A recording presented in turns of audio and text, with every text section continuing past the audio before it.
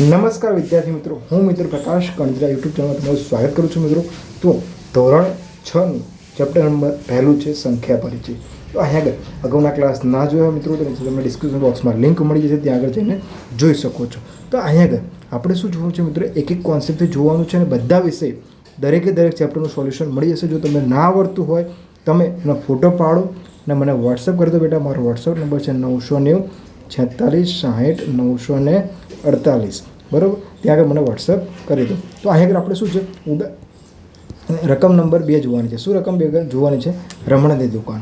તો હવે આગળ જુઓ બેટા, શું કીધું છે? રમણની દુકાન. હવે આ વસ્તુ ક્યાં બને છે બેટા? તમે ઘરેથી ક્યાં મમ્મી દવા લેવા જાય વસ્તુ, અથવા કોઈ ફ્રૂટ ડ્રાયફ્રૂટ વસ્તુ લેવા જાય છે.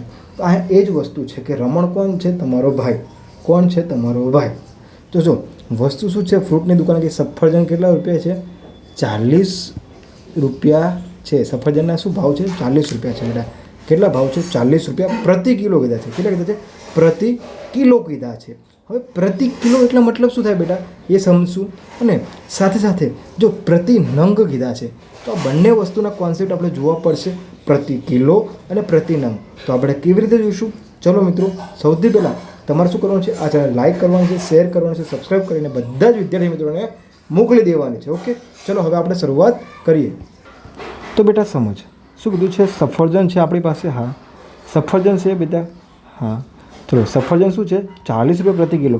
એટલે કે હું 1 કિલો લઉં તો એનો મતલબ થાય 1 કિલોનો મતલબ થાય 40 રૂપિયા, બરાબર. હા, જો 2 કિલો લઉં તો એનો મતલબ શું કે 40 ગુણ્યા 2.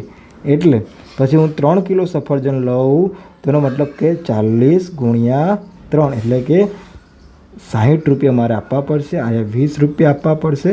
સોરી, 4 તારીના 12, 120, 4 દૂના 80, બરાબર બેટા. અને 4 એકા 4, એટલે કે 40 રૂપિયા. તો બેટા હવે સમજ, શું કીધું છે? પ્રતિ કિલો કીધું છે. એટલે કે કિલો પ્રતિ, એટલે પ્રતિનો મતલબ શું થાય છે કે 1 કિલો લઉં તો 40, બીજો લઉં તો 80, 3 લઉં તો 120. તો એવી જ રીતે જેમ જેમ કિલો વધતા જાય તેમ તેમ ભાવ પણ એના વધતા જાય છે બેટા. તો હવે એ જ રીતે એ જ વસ્તુ જો બેટા, શું છે? પ્રતિ નંગ કીધા છે. તો 1 નંગે કેટલા રૂપિયા છે બેટા? 3 રૂપિયા. 2 નંગે કેટલા હોય? તો 2 ગુણ્યા 3, એટલે કેટલા રૂપિયા હોય? 6 રૂપિયા. 3 નંગે કેટલા હોય બેટા? કે 3 ગુણ્યા 3 કેટલા હોય બેટા? 9 રૂપિયા હોય. 4 નંગે કેટલા હોય? તો 3 ગુણ્યા 4, એટલે કે 12 રૂપિયા હોય. ખબર પડી ગઈ બેટા? પ્રતિ નંગ એટલે કે પ્રતિ 1 નંગ હોય, પ્રતિ બીજો નંગ હોય, પ્રતિ ત્રીજો નંગ હોય. ખબર પડી ગઈ વસ્તુને શું કહેવા માગું છું બેટા? ચાલ હવે આપણે શું જોઈએ? સફરજન જોઈએ. રકમ વાંચો બેટા અને સાથે સમજવાનો પ્રયાસ કરો કે સફરજન છે 40 રૂપિયા પ્રતિ કિલો, નારંગી છે 30 રૂપિયા પ્રતિ કિલો, કાંસકી એટલે કે જે આપણે શું કહે છે દંત્યો એ 40 રૂપિયા પ્રતિ નંગ, બ્રશ છે 10 પ્રતિ નંગ, પેન્સિલ છે 1 પ્રતિ નંગ, નોટબુક છે 6 પ્રતિ નંગ અને સાબુ છે 8 રૂપિયા પ્રતિ નંગ. આટલી ખબર પડી ગઈ? હા. તો હવે જો શું કહે છે બેટા કે ગયા વર્ષ દરમિયાન તેનું વેચાણ. હવે માન લો કે 2000 આપણે શુંમાં જોઈએ છીએ અત્યારે કેટલામાં છીએ આપણે? 2025માં. હવે 2026માં અથવા 2024માં શું ભાવ હતો? કે ગયા વર્ષ દરમિયાન તેનું વેચાણ શું હતું કે આટલા કિલો શું સફરજન વેચ્યા હતા, આટલા કિલો શું વેચ્યા હતા બેટા? નારંગી, આટલા કાંસ કે આટલા રૂપિયાના શું કર્યા હતા બેટા? દાંત બ્રશને બધું વેચેલું હતું. તો એવી જ રીતે આપણે બેટા બધા ડેટા જોયા. હા, કે સાબુ કેટલા રૂપિયાના વેચ્યા હતા ગયા વર્ષે? 20,005 રૂપિયાના. તો હવે જો આપણને પ્રશ્નો શું પૂછ્યા છે એ જોતા જઈએ. શું કીધું છે કે રમણે ગયા વર્ષે વેચાયેલ સફરજન અને નારંગીના કુલ વજનને તમે શોધી શકો છો. તો સફરજનનું વજન ખાલી રૂપિયા કિલો છે. તો શું કીધું છે કે રમણે ગયા વર્ષે વેચેલા સફરજન અને નારંગીનું કુલ વજનને, તો ગયા વર્ષે વેચેલા સફરજન અને નારંગી, તો ગયા વર્ષે સફરજન અને નારંગીનું શું છે? કુલ વજન તમે શોધી શકો છો. હવે કેવી રીતે ખબર પડે બેટા? કેવી રીતે ખબર પડશે આપણને? માન લે કે સફરજનનું શું છે બેટા? સફરજનનું 2457 કિલો છે, બરાબર. હા, હવે જો નારંગીનું કેટલું હતું બેટા? નારંગીનું કેટલું હતું? 3004. કેટલું હતું બેટા? 3004. ખબર પડી ગઈ? હા. તો ટોટલ વજન કેટલું થઈ ગયું? 7 ને 4 કેટલા થઈ ગયા બેટા? 11નો એકડો વધી પડી. અહીંયા 6, 4, 5. ટોટલ વજન કેટલું થઈ ગયું બેટા? 5461 કિલો.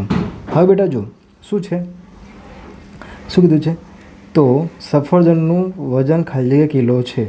તો હવે સફરજનનું વજન કેટલું હતું બેટા? 2457. નારંગીનું વજન કેટલું હતું? 3004. કુલ વજન કેટલું હતું? બંનેનો સરવાળો કરી દે એટલે 5461 કિલો થઈ ગયું બેટા. ખબર પડી ગઈ? શું થઈ ગયું? ખબર પડી ગઈ? હવે તું સમજ, અહીંયા આગળ શું આપેલા છે? ભાવ આપેલા છે. અહીંયા શું છે? વસ્તુ છે. અહીંયા શું છે? વેચાણ છે. શું છે બેટા? વેચાણ છે. ખબર પડી ગઈ ને? હવે તો અહીંયા આગળ શું લખી દે બેટા? કુલ વજન લખી દેજે. તો હવે અહીંયા આગળ સમજ શું છે? બીજું શું છે? રમણને સફરજન વેચવાથી મળેલા કુલ રૂપિયાની તમે શોધી શકશો. રમણને સફરજન વેચવાથી મેળવેલી કુલ રકમ શોધો. તો રમણને સફરજન વેચવાથી એટલે કે સફરજનની કિંમત શું હતું બેટા? 2457 કિલો શું હતા? વેચેલા હતા. પરંતુ શું ભાવે વેચેલા હતા? શું ભાવે હતા સફરજન? આ સફરજન છે કેટલા કિલો વેચ્યા હતા? આર્યા શું છે? એટલે સમજ બેટા શું છે? સફરજન કેટલા વેચ્યા હતા? 2457 કિલોગ્રામ. બરાબર. હા, પણ કેટલા રૂપિયા ભાવે બેટા? 40 રૂપિયા ભાવે. કેટલા રૂપિયા ભાવે બેટા? 40 રૂપિયા. તો ગુણ્યા 40 કરી નાખ એટલે કે 4 7 28 વધી પડી 2, 4 5 20 ને 2 22 બગડો વધી પડી 2. બરાબર બેટા. ચોકો 16 ને 1 18 વધી પડી 1, 4 2 8 ને 1 9 મીંડું. બરાબર.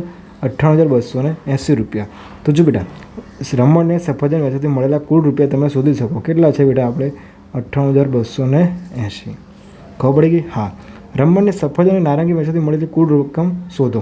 તો હવે આ રીતે મેં બેટા સફરજનનું શોધ્યું. તો એ જે તમારે શું જાતે કરવાનું છે, કારણ કે તમે નહીં પ્રેક્ટિસ કરો તો કશું નહીં આવડે. તમારે શું કરે બેટા? નારંગીનું કીધું છે. તો હવે નારંગીના ભાવ જોવાના છે. 3004 કિલો વેચી હતી. શું ભાવ વેચી હતી નારંગી બેટા? તો નારંગી શું હતું બેટા? 30 રૂપિયા કિલો એટલે ગુણ્યા 30 કરી દેવાના. જે જવાબ આવ્યો, માની લો કે એક્સ જવાબ આવ્યો તો એને આની સાથે ઉમેરી દેવાનો એટલે ટોટલ જવાબ મળી જશે બેટા. ચલો હવે જો શું કીધું છે? દરેક વસ્તુને વેચવાથી રમણને કેટલી રકમ મળતી હશે તે દર્શાવું ટેબલ બનાવો. હવે તમારે શું કરવાનું બેટા? ટેબલ બનાવવાનું છે. ટેબલ એટલે કે ધારો કે શું કેવી રીતે? જો આપણે જો એક વસ્તુ જોઈ લેતું, હું તને એક વસ્તુ એક્ઝામ્પલ શીખવાડ દઉં. ટેબલ બનાવો. ચલો શેનું છે? સફરજનનું. તો સફરજનનું હતું બેટા, તો સફરજનનું શું હતું કે 2457 ગુણ્યા એના ભાવ કેટલા હતા બેટા?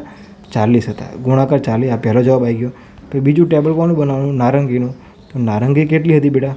3004 ગુણ્યા કેટલા રૂપિયા કિલો હતી? 30 રૂપિયા હતી. કેટલા રૂપિયા? 30 રૂપિયા હતી. પછી ત્રીજું છે કાસ્કી. કેટલી હતી બેટા? કાસ્કી કેટલા છે? 22,760. કેટલા રૂપિયા નંગ કાસ્કી? 3 રૂપિયા. બરાબર. ખબર પડી ગઈ? હવે બેટા જો પ્રતિ નંગ અને પ્રતિ કિલોમાં તને ખબર પડી ગઈ. કઈ તફાવત હશે તો જોઈ લેજે બેટા. તો હવે એ જ રીતે તારે શું ભરવાનું છે? આ રકમ કેટલી હશે એ જોવાનું છે. કઈ વસ્તુમાં તેને સૌથી વધુ આવક થશે એ જોવાનું છે.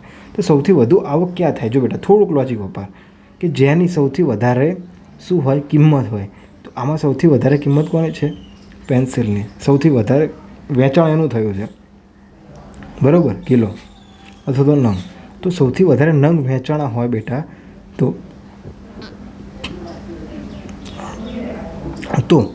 તેનું થાય. પણ બેટા સામે ભાવ પણ શું હોવો જોઈએ? ભાવ પણ કેવો હોવો જોઈએ? સમાન હોવો જોઈએ. ખબર પડી ગઈ ને તને? હવે માન લે, આને સમજવાનો પ્રયાસ કરો. શું છે બેટા? થોડું ડીપમાં સમજ. માન લે કે 5 રૂપિયામાં 10 ચોકલેટ આવે. બરાબર. હા. હવે તું 5 રૂપિયામાં એક જ પેન્સિલ આવે બેટા. એક જ પેન્સિલ આવે. તો હવે હું તને 100 રૂપિયા આપું, બંનેમાં 100 રૂપિયા આપું, તો તારે સમજવાનું છે કે કઈ વસ્તુ વધારે આવે. તો તું કહીશ કે સાહેબ આ વસ્તુ શું આવશે? વધારે આવશે. અને આ વસ્તુ શું આવશે? ઓછી આવશે. બસ આ જ વસ્તુનો કોન્સેપ્ટ આમાં વપરાયો છે બેટા. હવે તને ના ખબર પડે બેટા તો મારો નીચે વોટ્સઅપ નંબર છે, ત્યાં આગળ તું મને ફોટો પાડીને મોકલજે. આનો આપણે દાખલાનો જવાબ જોઈશું બેટા. આમાં પણ કાંઈ ભૂલ હોય તો ચોક્કસથી બેટા જણાવજે. કેમ? એનું રીઝન શું છે બેટા? કે લોકોના અલગ અલગ સમજાવવાના પર્સ્પેક્ટિવ હોય છે. માટે આપણે શું કરીશું બેટા? એ ભૂલનું પણ સ્વીકારીને આપણે સોલ્યુશન કરીશું બેટા. લગભગ આપણે અહીંયા આગળ આપણો જે આ કોન્સેપ્ટ છે એકદમ ક્લિયર થઈ ગયો છે. તો હવે જે બેટા જે ક્લાસ આવશે એ ઉદાહરણ નંબર 1નો આવશે અને સાથે સાથે સમજશું કે ઉદાહરણ 1 કેવી રીતે આપણા જીવનમાં પણ ઉપયોગી બને છે બેટા. તો મળીએ નવા ક્લાસમાં. જય હિન્દ, જય ભારત.